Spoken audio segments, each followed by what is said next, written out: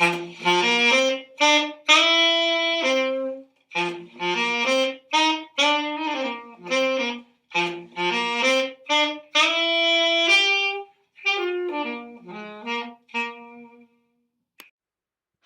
I'm Ariana, and this third podcast is on the interesting concept of skin and how it relates to Mary Shelley's novel Frankenstein.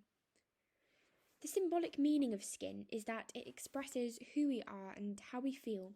and the skin establishes the boundary between our bodies and the environment.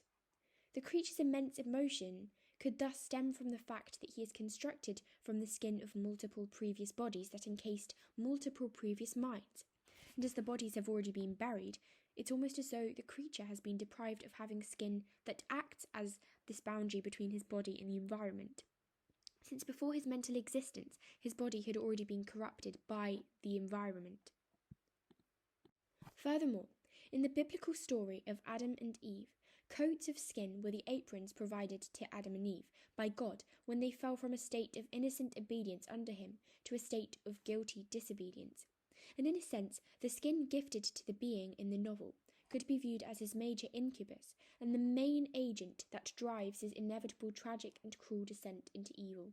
It perhaps could be seen as making him innately and inevitably into the monster he becomes.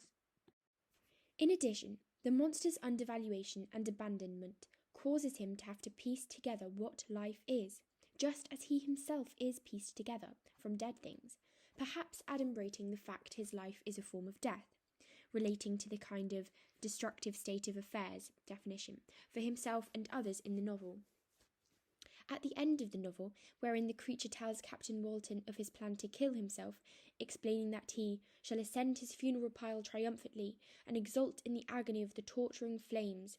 Mary Shelley could be subtly suggesting that this was his inexorable fate. Just as he came from dead things, he would return to dead things.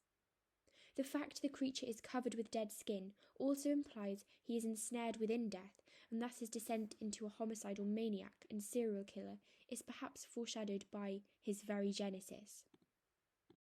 However, there is a sense in the novel that if the creature had been untainted by the Gothic theme of the sins of ancestors, he might have been a better example of humanity than Victor himself,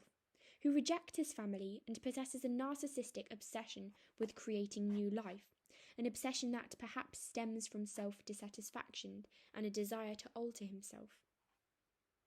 Nevertheless, despite the fact the creature is made up of dead people and even dead animals and animated with dead animal blood, there's a sense of the relationship between humans and animals and the legitimacy of animal vivisection, and the trope of humans' responsibilities towards animals, which as the novel was set in the 1790s, which was the period of the French Revolution, and in which there was significant debate about the rights of man and women, as Mary Wollstonecraft put it, yet also debates about the rights of animals, was very contemporarily apposite. For example, William Wilberforce, the abolitionist, helped to set up the Society for the Prevention of Cruelty against Animals.